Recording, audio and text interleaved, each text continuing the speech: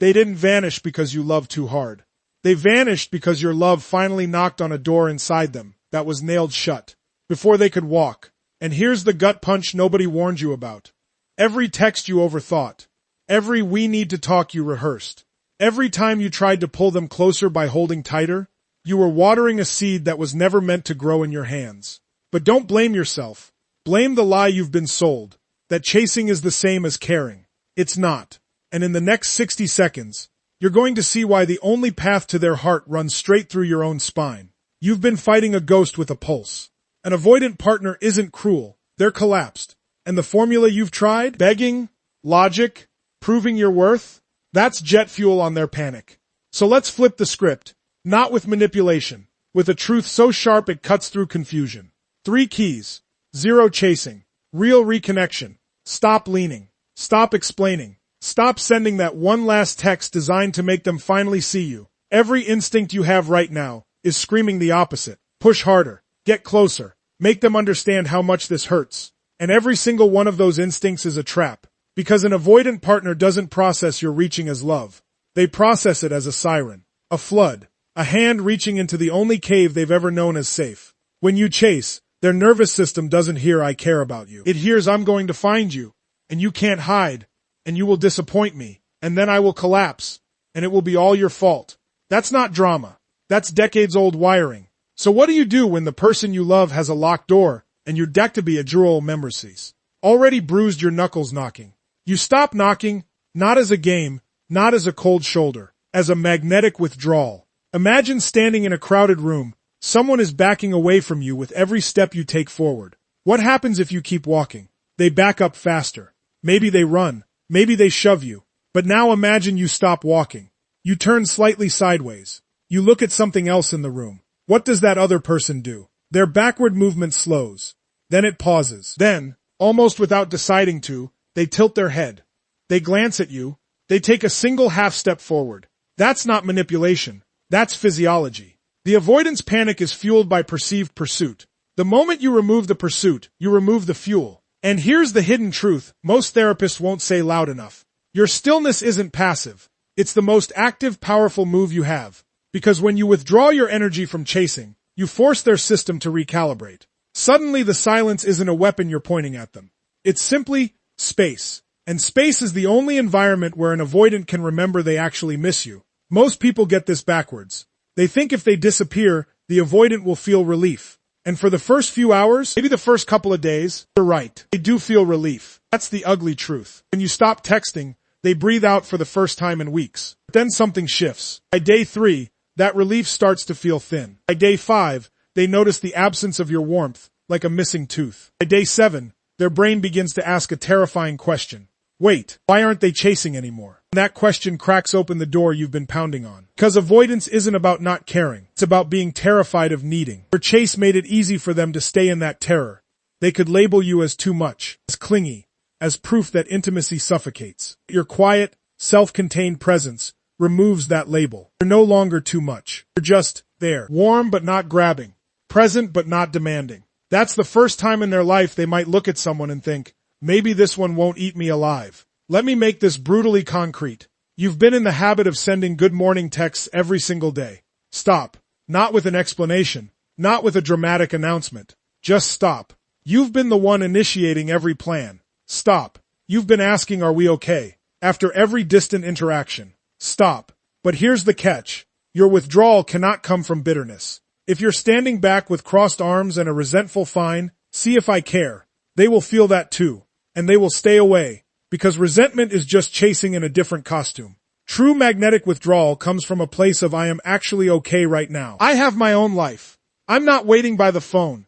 And I'm not punishing you. I'm just not abandoning myself anymore." That energy is palpable. It's the difference between a black hole, sucking everything in, and a star, radiating without grabbing. Avoidants have spent their whole lives bracing for the black hole. They don't know what to do with a star. And here's the magic that happens when you hold this stance. They will start doing small things that shock you. A random meme sent at midnight. A one-line answer to a question you asked 3 days ago. A hesitant "how was your day?" Delivered like they're handing you a live grenade. Do not pounce on these crumbs. Do not interpret them as an invitation to rush back into full pursuit. That's the mistake that resets everything. Instead, match their energy with the same quiet warmth. Reply. Be kind. Then go back to your life. You're teaching their nervous system a new rhythm. Connection does not have to be a flood. Connection can be a drip. And drips are safe. Over time, those drips become a stream.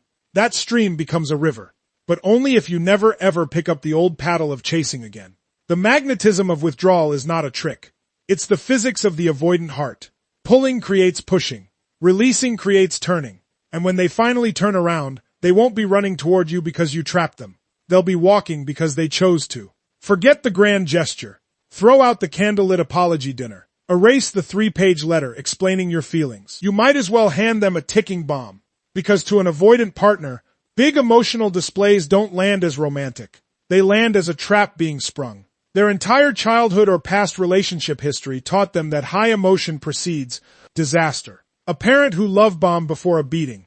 An ex who sobbed, "I can't live without you," then controlled every breath. So when you show up with a dramatic, heartfelt, all-caps declaration of love, their brain screams run. Not because they're cold, because they're terrified of what comes after the crescendo. You need a different strategy. You need something so small, so lightweight, so utterly unthreatening, that their defensive system doesn't even bother to activate. That's the micro-yes loop, and it will do what no amount of begging ever could.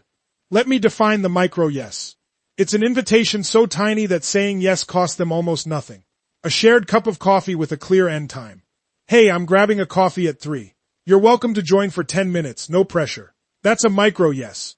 A low-stakes question that doesn't demand emotional labor. What's one song you've had on repeat lately? Not "How do you feel about us?" Not "Where is this relationship going?" Not anything that requires them to stare into the abyss of their own avoidance. You're asking for a crumb. A crumb is easy. A crumb doesn't trigger shame. A crumb doesn't whisper you're failing as a partner. And here's the psychological magic. Every tiny yes rewires their avoidant reflex. Because the reflex is a prediction. It predicts that any connection will eventually demand too much, expose too much, cost too much, but a micro yes delivers a tiny dose of connection that doesn't hurt. Their brain registers that. Oh, that was fine. That was actually nice. And the next time you offer a micro yes, the reflex is slightly quieter. Not gone. Never gone. But quieter. You have to understand the biology of this. An avoidance nervous system is like an oversensitive smoke alarm. A normal conversation is fine. But any hint of emotional intensity, the alarm screams. A micro yes is designed to stay under the alarm threshold. So what does that look like in real life? It looks like sending a meme that reminds you of an inside joke from 6 months ago. Not a paragraph. Just the meme. It looks like asking for a very small favor. "Hey, can you grab my mail while I'm out?" That's a yes they can give without feeling engulfed. It looks like sharing a short, light observation about your day without demanding a response. "Saw the craziest dog wearing sunglasses today." That's all. No question mark. No hook. Just a pebble dropped in a pond. If they don't respond, you don't spiral. You just keep living. Because the micro-yes loop isn't about getting a response every single time. It's about creating a pattern where when they respond, the experience is positive, low stakes, and repeatable. Here's where most people fail. They try the micro-yes twice, get a lukewarm response, and then explode. "See? Nothing works. I'm done." That explosion is exactly what the avoidant feared. You just confirmed their deepest belief. Everyone eventually demands too much. So you have to be more patient than their fear. You have to treat the micro-yes loop like watering a desert seed. It takes time. The first 5 times, nothing seems to happen. The 6th time, a tiny crack appears. The 10th time, a green shoot. And one day, without a grand announcement, they start offering their own micro-yeses. A photo of their lunch. A random thinking of you that's so casual it almost hurts. That's the breakthrough. Not a flood of emotion. Just a steady, sustainable drip. Let me give you a script that works. Instead of saying we need to talk about us, say I'm making pasta tonight. Want to eat together for 20 minutes? No agenda. Instead of "Why are you so distant?" say "No need to answer this, but I smiled thinking about that time we got lost hiking." Instead of "Do you even love me?" say "You don't have to respond, but I hope your meeting went okay." Notice the pattern. You remove the demand for a specific emotional output. You remove the urgency. You remove the hidden test. You simply offer a sliver of connection with an open door and no expectations. That's the micro-yes loop. It feels counterintuitive, because you're hungry for a feast. But the avoidant can't digest a feast. They've been starving so long that a feast would kill them. They need broth, a sip at a time. And here's the beautiful secret. As you practice this, you'll notice something changing inside you. You stop holding your breath waiting for the big reconciliation scene. You stop interpreting every silence as rejection. You start to enjoy the tiny moments for what they are. Just moments. That ease, that lack of desperation, is actually the most attractive thing you can wear. Because avoidants are hypersensitive to neediness. They can smell it from a different time zone. But when you genuinely don't need their response to feel okay, when you can offer a micro yes and then go laugh with a friend or finish a project you love, you become safe in a way they've never experienced. You become the one person who doesn't turn connection into a hostage situation. And that is when the micro yes loop stops being a strategy and starts being a new way of being together. The walls don't crash down. They develop a small door, and one day they knock on that door from the inside. Here's the part that stings. The part that makes you want to close this page and look for an easier answer. You cannot heal their avoidance by abandoning your own wounds. In fact, the more you chase, the more you're actually using their distance to avoid looking at your own reflection. Let me say that again. Your desperate need for them to come closer? That's not just love. That's your own fear of being left, being invisible, being not enough. And the avoidant feels that fear as a weight around their neck. They don't know how to name it. They just know that being near you makes them feel suffocated. But the suffocation isn't coming from your love. It's coming from your unspoken demand that they fill a hole in you that only you can fill. That's the brutal, liberating truth of the non-negotiable anchor. You cannot be a savior because avoidants don't run from strength. They run from neediness disguised as love. When you become solid, not rigid, not cold, but genuinely, warmly solid, they stop running. They start hovering. They start watching. They start wondering if maybe, just maybe, you're different. Let me give you a specific practice. Every morning, before you check your phone for a message from them, you do a 10-second check-in. Hand on your chest. Breath. Ask, am I okay right now? Not, are we okay? Not, did they text? Just, am I okay? If the answer is no, you don't reach out to them to fix it. You reach out to a friend. You go for a walk. You write in a journal. You do one small thing that proves to your own nervous system that you are not helpless. That's the anchor. It's not about pretending you don't care. It's about proving to yourself that you can care and still function. That you can feel the ache of their distance and still eat a meal, still laugh at a show, still show up for your own life. Because when you lose that ability, you become a mirror of their avoidance. They pull back. You collapse. They see your collapse and pull back further. It's a death spiral. The anchor breaks that spiral by removing your collapse from the equation. Now, let's talk about the hidden wound that keeps you chasing. You probably have an anxious attachment style. Or at least anxious tendencies. That means your brain has learned that love is something you have to earn by performing, by pleasing, by never making waves. And an avoidant partner is the perfect storm for that wound. Their distance triggers your panic. Your panic triggers your chasing. Your chasing triggers their distance. It's a dance choreographed by childhood ghosts. The only way out is not to change them. The only way out is to become the adult your younger self needed. The one who says, I am not going to beg for breadcrumbs. I am not going to prove my worth by how fast they text back. I am not going to abandon myself just to keep someone who is terrified of being kept. That's harsh, but you need harsh right now. Because the gentle approach has you stuck in a loop of hoping and hurting. Your non-negotiable anchor also means setting actual behavioral boundaries.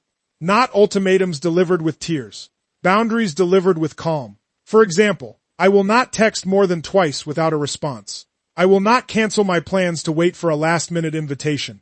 I will not stay up late analyzing their tone. I will not ask, are we okay, more than once a week.